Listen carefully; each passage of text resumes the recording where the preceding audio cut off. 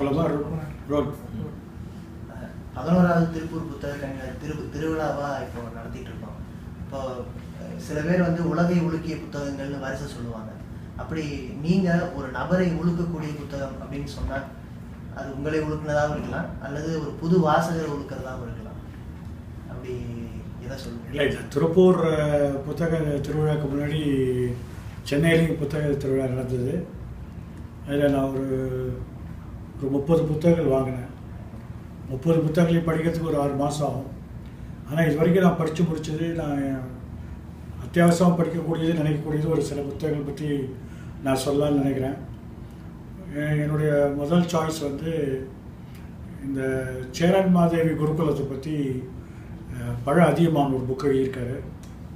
அது வந்து 1925-26 வருஷத்தில் நடைபெற்ற ஒரு சம்பவம். அங்கே சுதேசி இயக்கத்தை சேர்ந்த வாவேஸ் ஐயர் வந்து ஒரு குருகுலம் ஆரம்பித்தார். அதில் மாணவர்களுக்கு வந்து சமபந்தி வைக்காமல் ஜாதி அடிப்படையில் சாப்பாடு போடப்பட்டதை பற்றி புகார் வந்தது. அப்போ அந்த காங்கிரஸ் கமிட்டியில் விமர்சனம் பண்ணாங்க. இதில் காங்கிரஸ் கமிட்டி எப்படி வந்ததுன்னா, காங்கிரஸ் கமிட்டி அந்த குருகுலத்துக்கு பணம் கொடுத்துருந்தாங்க. 5000 ரூபா பணம் கொடுத்தாங்க, இன்னொரு 5000 ரூபா ப்ராமிஸ் பண்ணியிருந்தாங்க. அந்த காங்கிரஸ் கமிட்டி வந்து பணம் கொடுத்ததுனால அது உதவி பெறக்கூடிய ஒரு ஸ்தாபனம் இந்த மாதிரி ஜாதி அடிப்படையில் நடத்தக்கூடாதுன்னு ஒரு புரட்சி பண்ணாங்க. அதில் பெரிய பிரச்சனை பண்ணது வந்து ஈவே ராமசாமி நாயக்கரும் வரதராஜ நாயுடும் தான். அதனால் காங்கிரஸ் கட்சியில் நிறைய குழப்பங்கள் ஏற்பட்டது. ராஜாஜி வந்து தமிழ்நாடு காங்கிரஸ் கமிட்டியிலேருந்து ராஜினாமா பண்ணார். பின்னாடி பெரியாரும் ராஜினாமா பண்ணி அவர் இந்த திராவிட கழகத்தை ஆரம்பிக்கிறதுக்கு ஒரு தூண்டுகோல் இருந்தது. வரதராஜ நாயுடு வந்து மனவெடுத்து போய் இந்து மகாசபாவில் சேர்த்துட்டார். இப்படி ஒரு அரசியல் இயக்கத்துக்குள்ளே ஒரு பெரிய குழப்பத்தை ஏற்படுத்த இந்த சம்பவம் வந்து அந்த சமூக நீதிங்கிற அடிப்படையில் ஏற்பட்ட ஒரு பிரச்சனை. பின்னாடி வாவேஸ் ஐயர் வந்து அந்த பாபநாச அருவியில் அவருடைய மகளை காப்பாற்ற போய் இறந்து போயிடுறார். ஸோ இந்த சம்பவம் கிட்டத்தட்ட 1 வருஷம் தான் நடந்தது. பெரிய அளவுக்கு இது ஆவணப்படுத்தப்படாத ஒரு சம்பவம். இதை ரொம்ப சீராக ஆவணப்படுத்தியிருக்கார். அந்த காலத்தில் வந்த கட்டுரைகள், பத்திரிகை செய்திகள், கட்சி தீர்மானங்கள், அந்த குருகுலத்துடைய அறக்கட்டளையுடைய ஆவணங்கள் எல்லாத்தையும் போட்டிருக்காரு. விருப்பம் இல்லாமல் எழுதியிருக்காரு. இது ஏன் நம்ம தெரிஞ்சுக்கணும்னா, சுதந்திர போராட்டத்தில் சமூக மாற்றத்துக்கான எந்த விதமான அஜெண்டாவும் காங்கிரஸுக்கு இருந்தது கிடையாது. அப்போ இது மாதிரி ஒரு பிரச்சனை வரும்போது அவங்க எதிர்கொள்ள தயங்குறாங்க. இந்த பிரச்சனை காந்தியடிகள் கூட ஈடுபட்டிருக்காரு. காந்தியடிகள் கருத்து சொல்லியிருக்காரு. ஒரு சின்ன ஊரில் நடக்கக்கூடிய ஒரு விஷயம் அகில இந்திய கவனத்தை ஈர்த்தது. அதுக்கு காரணம் என்னென்னா, அந்த காலத்திலேயே இந்த சமூக நீதிங்கிற குரல் எழுப்பதற்கும் அதில் ஒரு முக்கிய தூணாக இருந்த ஈவேரா அவர்கள் தனியாக ஒரு கட்சி போகிறதுக்கு ஒரு முக்கியமான சம்பவம். இதை தெரிஞ்சுக்கணும். இதை ஒட்டி அடுத்தது நான் என்ன புக்கு நான் படித்தேன், நான் விரும்பி எல்லோரும் படிக்கணும்னு நினைக்கிறேன்னா, பெருமாள் முருகன் எழுதின நானும் ஜாதிகளும். அதில் 28 கட்டுரைகள் இருக்குது. சேரன் மாதேவி குருகுலத்தில் எந்த ஜாதி வேற்றுமைக்காக ஒரு ஆரம்ப கரு உருவாச்சோ, அதுக்கு பிறகு தமிழ்நாட்டில் காங்கிரஸ், திமுக, அதிமுக பல கட்சிகள் ஆட்சி செஞ்சாலும், சமூக நீதிக்காக குரல் வந்தாலும், 80 வருஷத்துக்கு பிறகும் ஜாதி பிரச்சனை தமிழ்நாட்டில் போகலைங்கிறது முக்கியமான கரு.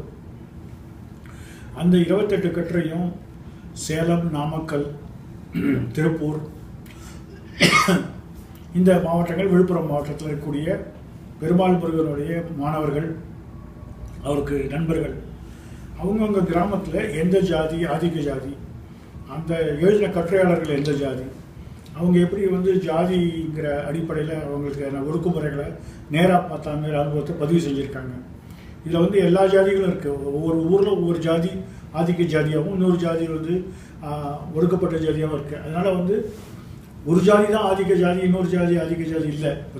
தலித்கள் மத்தியிலேயே பறையரையும் பல்லரும் வந்து அருந்ததியினர் ஒதுக்கிறத கூட அதில் பதிவு செஞ்சுருக்காங்க.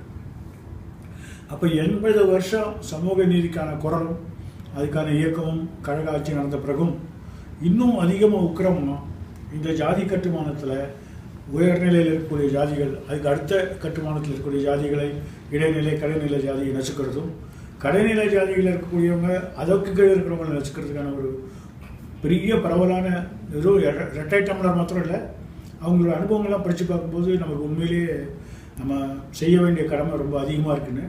அதனால் இந்த நானும் ஜாதிகள் வந்து இந்த சேரன் மாதவி குருகாலத்துடைய ஒரு தொடர்ச்சின்னு வச்சுக்கலாம். அது என்னுடைய 2வது புக்கு. 3வது புத்தகம் வந்து வெள்ளை யானைன்னு ஜெயமோகன் இருக்காரு. ஒரு இன்னும் கேட்டால் நிறைய தலித் தலைவர்கள் சொன்னாங்க, தலித் இலக்கியம் வந்து தலித்துகள் தான் படிக்கணும்னு அவசியம் இல்லை, தலித் அல்லாதவர்களும் படிக்க முடியும்.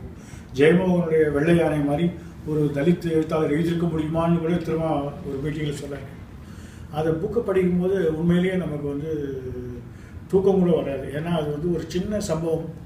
இந்த இப்போ விவேகானந்தர் எல்லாம் இருக்கக்கூடிய அந்த இடம் ஒரு காலத்தில் ஐஸ் ஹவுஸாக இருந்தது. வெளிநாட்டிலேருந்து ஐஸை கொண்டு வந்து அதை வெட்டி அதை இங்கே தமிழ்நாட்டில் இருக்கக்கூடிய அன்னைக்கு சென்னை மாகாணம்னு சொல்லக்கூடிய ஒரிசாலிருந்து இந்த பக்கம் கேரளா வரைக்கும் இருக்கக்கூடிய மாநிலங்கள் இருக்க வெள்ளைக்காரங்களுக்கு ஐஸ் அனுப்புகிறாங்க. அந்த ஐஸை வச்சு தான் அவங்க வந்து மது அருந்தத்துக்கு பயன்படுத்துகிறாங்க. இந்த ஐஸ் அறுக்கிறதுக்கு அந்த தொழிலில் ஏற்படுத்தவங்க அங்கே இருக்கக்கூடிய தலித்துகள். அவங்களுக்கு எந்த பாதுகாப்பும் கிடையாது. அந்த இருட்டு ரூமில் அந்த ஐஸை நறுக்கி அதை மரத்தூள் உப்பு போட்டு எல்லாருக்கும் பார்சல் பண்ணணும். அந்த ஐஸ் ஃபேக்ட்ரியில் இருக்கக்கூடிய ஒரு முதல் தலித் எழுச்சியை காட்டுறாரு. அப்போ ஒரு அயர்லாண்ட்லேயும் வந்து ஒரு போலீஸ் அதிகாரி கொஞ்சம் சிம்பத்தட்டிக்காக பார்க்குறாரு இவங்களுக்கு. இது ஒரு நாவல், ஒரு கொஞ்சம் சில உண்மைகள் இருக்கலாம். அந்த 19ஆம் நூற்றாண்டுடைய இறுதியில் தமிழ்நாட்டில் இருக்கப்பட்ட பஞ்சம், அதில் தலித் மக்களுடைய பாதிப்பு, இந்த தலித்துக்கு உண்டான ஜாதி கொடுமையில் அவங்க ஒடுக்கிறது, அவங்களோட முதல் எழுச்சிகள்லாம் வந்து ரொம்ப தத்ரூபமாக பதிவு பண்ணியிருக்காரு. அது வந்து ஒரு உண்மையிலேயே ஒரு விழிப்புணரக்கூடிய ஒரு நாவல். அது உண்மையிலே நல்ல நாவல். அதுக்கடுத்தது நான் படித்தது வந்து P.A. கிருஷ்ணனுடைய புலிநக கொன்றைன்னு ஒரு நாவல். அது நாங்குநேரியில் இருக்கக்கூடிய தென்கல் ஐயங்காரோடைய ஒரு குடும்பத்தோடைய 4 தலைமுறையோட வரலாறு.